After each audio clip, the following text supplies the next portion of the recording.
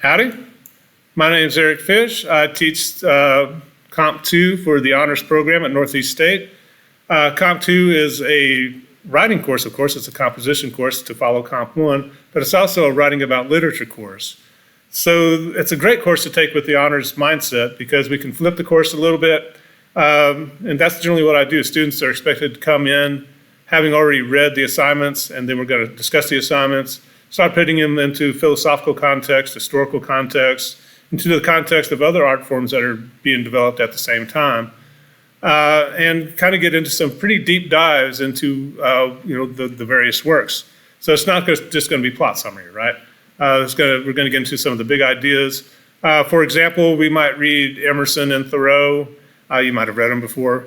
But Emerson is big on this idea of this inner voice. Trust your emotions. They're going to guide you correctly through life. That inner voice within inside you, that's kind of God or some idea of God kind of speaking it to you, and you need to find an ability to, block out society and listen to this inner voice because it'll lead you towards the true way of living. There's obviously some problems with that idea. But we're going to look at other writers who are also examining that idea.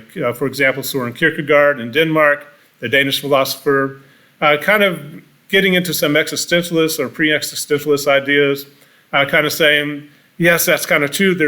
Inner subjective truth may be all we have, but this doesn't set you free. This produces angst and despair and all these other kind of irony and all these other kind of unpleasant emotions because it's a hard thing to work through. Particularly Kierkegaard trying to do this through a Christian framework. He struggled with it a little bit, right? We also might look at some writings from African-American writers, kind of saying like, hey, if the individual is so valuable, how can we be enslaved? How can you justify something like that? It might bring it full circle to someone like Thoreau who says, a country that tolerates slavery can't be my country too. Well, I can't pledge allegiance to a country that allows that to happen. So a lot of different ideas kind of being focused, kind of a deep dive into this one idea about life and how we see ourselves and where truth comes from. So that's kind of discussions we might start getting into.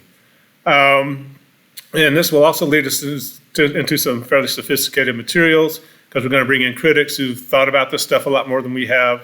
A good example is I like to use Brian Johnston, who's an Ibsen critic. When we read A Dollhouse, one of Ibsen's plays, Henrik Ibsen, Norwegian playwright. But Brian Johnston has read all of Ibsen's plays in the original Norwegian and spent an entire academic career thinking about Ibsen's plays and putting them into context, relating them to each other, all this kind of good stuff. In other words, he knows more than we do. He's felt these plays probably on a deeper level than we ever will. He understands them on a deeper level. So what's he have to say and what's our response to what he has to say doesn't mean he's right. He says plenty of things where you might kind of be like, well, I don't know about that. Wait a minute. So can you stand kind of toe to toe with the critic, do your best to understand what they're trying to say, and then respond intelligently to what they have to say?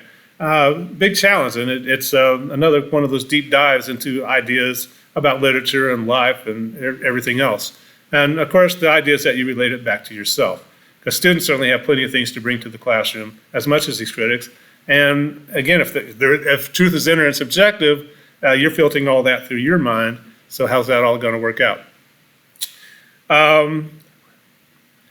And kind of one other maybe difference between the honors course and non-honors courses, I like to bring in graphic novels and have a graphic novel critic, Scott McCloud, kind of walk us through some of his ideas about how graphic novels mean, how they create meaning, and how that meaning is, just as good as anything in literature, and maybe even a little more sophisticated than just regular, reading text on a page.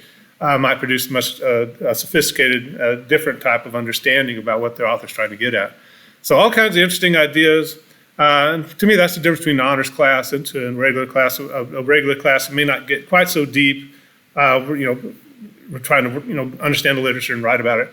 Honors class, you're kind of expected to be interested in these kind of ideas and want to take these deep dives and get into maybe a little deeper understanding of what's going on with the literature and with your own writing and your own responses to the literature. Hope that helps a little bit. I hope you're interested in taking the class. I'd love to see you in there. Hopefully we'll talk to you later. Bye-bye.